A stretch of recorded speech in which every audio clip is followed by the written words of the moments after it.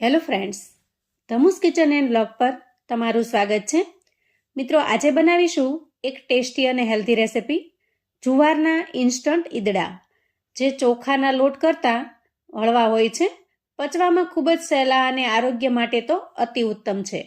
ખૂબ જ પોચા પોચા રૂ જેવા અને મસ્ત જાળીદાર બને છે.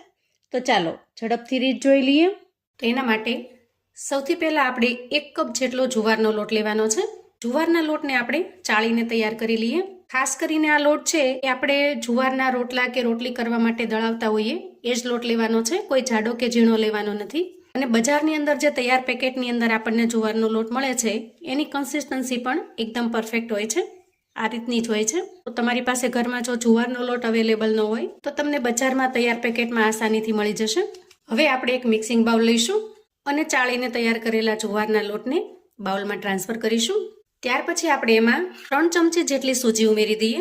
અહીંયા તમે સૂજી કે રવો કોઈ પણ લઈ શકો છો, પણ ખાસ કરીને જો સૂજી હશે ને તો ઈદડા એકદમ સરસ પરફેક્ટ બનીને તૈયાર થશે, એકદમ સરસ જાળીદાર બનશે. અને જો તમે એકદમ હેલ્ધી ગ્લુટન ફ્રી બનાવવા માંગતા હો તમારે અહીંયા રવો કે સૂજી વાપરવાની બદલે 3 ચમચી જેટલો ચોખાનો લોટ લેવાનો, કેમ કે શુદ્ધ ચોખાનો લોટ હોય તો એ એકદમ સરસ ગ્લુટન ફ્રી બની રહે છે. ખાસ કરીને જેને ગ્લુટનની એલર્જી હોય એ લોકોને તો ચોખાનો લોટ જ વધારે યોગ્ય રહેશે. હવે આપણે બંને વસ્તુને સરસ રીતે મિક્સ કરી લઈએ. ત્યાર પછી મેં અહીંયા એક નાનકડી કૂણી દૂધી લીધી છે અને અંદાજે 200 ગ્રામ જેટલા વજનની છે. તો આપણે એમાંથી અડધી દૂધીને અલગ કરી લઈએ અને જે દૂધીનો ભાગ આપણે વાપરવાના છીએ એની ઉપરની છાલ ઉતારી લઈએ.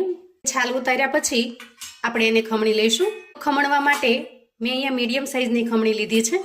જો એકદમ ઝીણી નહીં પણ થોડી મીડિયમ સાઇઝની હોય એ રીતની આપણે ખમણી પસંદ કરીશું અને સરસ રીતે ખમણી લઈશું.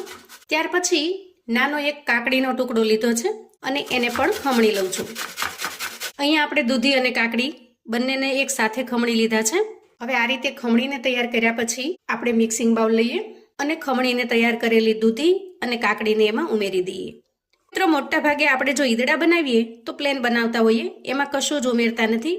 સિમ્પલ મિશ્રણ બનાવી એને સ્ટીમ કરી લેતા હોઈએ. પણ આજે હું તમારી સાથે એકદમ અલગ, યુનિક અને ખૂબ જ હેલ્ધી એવા ઈદડાની રેસિપી શેર કરી રહી છું અને 100% ગેરંટી છે કે તમે ક્યારેય આ રીતે ઈદડા બનાવીને તૈયાર નહીં કર્યા હોય. હવે જુઓ, દૂધી અને કાકડીને ખમણ્યા પછી આપણે તરત જ લોટની અંદર મિક્સ કરી દીધી છે, જેથી એ ઝડપથી કાળી ન પડી જાય.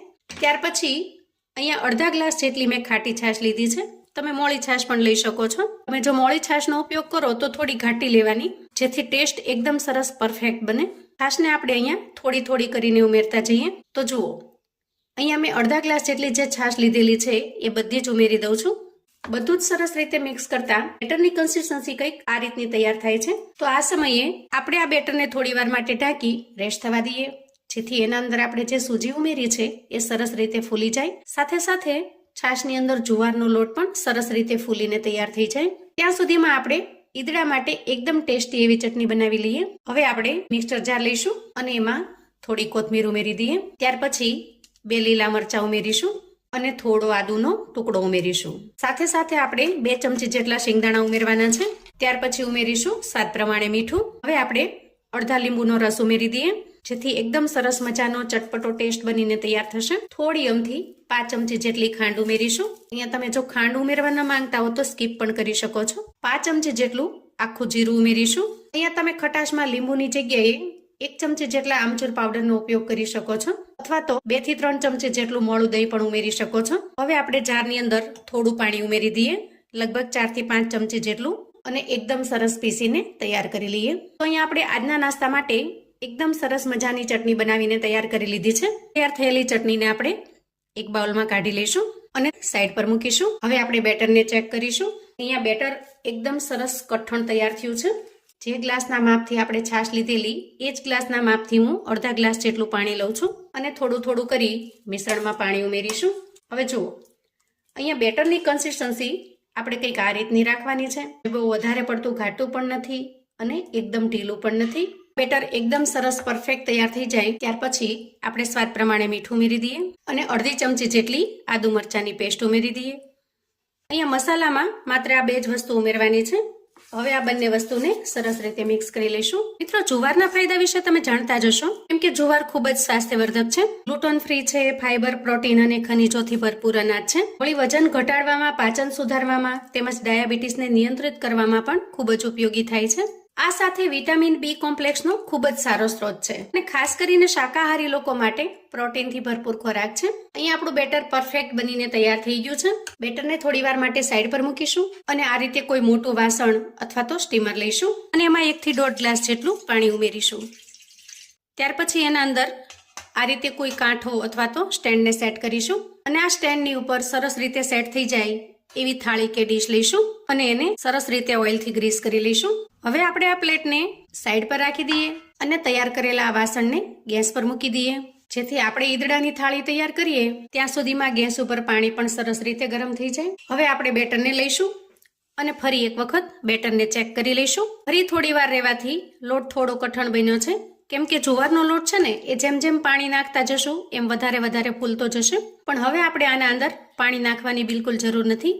આપણે જે કન્સિસ્ટન્સીમાં જોઈએ પરફેક્ટ બનીને તૈયાર થઈ ગઈ છે. અને મિશ્રણને તૈયાર કરવા માટે મેં જે 1/2 ગ્લાસ જેટલું પાણી લીધેલું એમાંથી થોડું જ પાણી વપરાયું છે. હવે આપણે એકદમ સરસ મજાના પોચા રૂ જેવા ઈદડા બનાવવા માટે 1/2 ચમચી જેટલો ઇનફ ફ્રૂટ સોલ્ટ લઈશું અને એને બેટરમાં ઉમેરીશું.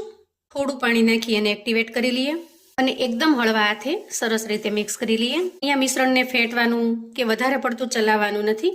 ત્યાર પછી આપણે તૈયાર કરેલી પ્લેટ લઈ લઈએ અને એના અંદર મિશ્રણને ઉમેરી દઈએ અને ત્યાર પછી એના ઉપર થોડો તીખાનો એટલે કે કાળા મરીનો પાવડર ઉમેરીશું, જેનાથી લુક એકદમ મસ્ત બનશે અને ટેસ્ટમાં પણ લાજવાબ બનીને તૈયાર થશે. સાથે થોડો શેકેલા જીરાનો પાવડર ઉમેરીશું અને હવે આપણે ગેસ તરફ જઈશું. અહીંયા ગેસ ઉપર જે આપણે અગાઉથી પાણી ગરમ થવા માટે મૂક્યું છે એ પણ સરસ રીતે ગરમ થઈ ગયું છે. તો હવે આપણે એના ઉપર પ્લેટને સેટ કરી દઈએ અને ઢાંકણ ઢાંકી અંદાજે 10 થી 12 મિનિટ સુધી સરસ રીતે સ્ટીમ થવા દઈશું. ગેસની ફ્લેમને આપણે મીડિયમ ટુ હાઈ રાખીશું. હવે અંદાજે 10 મિનિટ પછી આપણે ગેસની ફ્લેમને બંધ કરીશું અને ઢાંકણ ખોલી ઈદડાને ચેક કરીશું. એકદમ સરસ સ્ટીમ થઈ ગયા છે. ટૂથપીકની મદદથી ચેક કરી લઈએ. જો ટૂથપીક પણ એકદમ કોરી બહાર આવે છે, મતલબ કે ખૂબ સરસ રીતે સ્ટીમ થઈ ગયા છે. હવે આપણે તૈયાર થયેલી પ્લેટને બહાર કાઢી લઈએ અને થોડી વાર માટે ઠંડી થવા દઈએ. તો થોડી વારમાં જ પ્લેટ એકદમ સરસ ઠંડી થઈ ગઈ છે. અહીંયા સૌથી પહેલા આપણે એની કિનારી છોડાવી લઈએ અને ત્યાર પછી મનપસંદ શેપમાં કટ કરી લઈએ. તો આપણે એકદમ સોફ્ટ પોચા રૂ જેવા જુવારના ઈદડા બનીને તૈયાર છે. કોઈ પણ ચટણી સાથે પીરસી શકો છો. ગ્રીન ચટણી, ટોમેટો ચટણી કે પછી લસણની ચટણી, અથવા તો જો કોઈ પણ ચટણી અવેલેબલ ન હોય તો તમે ટોમેટો કેચઅપની સાથે પીરસી શકો છો. ચાની સાથે પણ એન્જોય કરી શકો છો અને સિમ્પલ તેલની સાથે પણ એન્જોય કરી શકો છો. એકદમ સરસ જાળીદાર બન્યા છે. અહીંયા તમે જોઈ શકો છો એકદમ સ્પોન્જી પોચા રૂ જેવા, મોઢામાં મૂકતા જ પીગળી જાય એટલા સરસ સોફ્ટ બને છે. તો મિત્રો, તમે જો ક્યારે આ રીતે ઇન્સ્ટન્ટ જુવારના ઈદડા બનાવીને તૈયાર ન કર્યા હોય તો એક વખત ચોક્કસથી બનાવજો. તો મિત્રો, આવું અવનવું જાણવા માટે અને મને સપોર્ટ કરવા માટે ચેનલ પર જો તમે નવા છો તો પ્લીઝ ચેનલને સબસ્ક્રાઇબ કરજો. વિડીયો ગમે તો લાઈક અને શેર કરજો. તમારા સગા સંબંધી મિત્રોને પણ આપણી આજની એકદમ ઇન્સ્ટન્ટથી બનતા જુવારના ઈદડાની રેસિપી ચોક્કસથી મોકલી આપજો, જેથી એ લોકો પણ બનાવીને તૈયાર કરી શકે, એન્જોય કરી શકે અને એના પરિવારને પીરસી શકે. કોમેન્ટમાં મને ચોક્કસથી જણાવજો મિત્રો કે આજના આ જુવારના ઈદડાની રેસિપી તમને કેવી લાગી છે. ફરી મળીશું એક નવી રેસિપી સાથે. ત્યાં સુધી આવજો મિત્રો.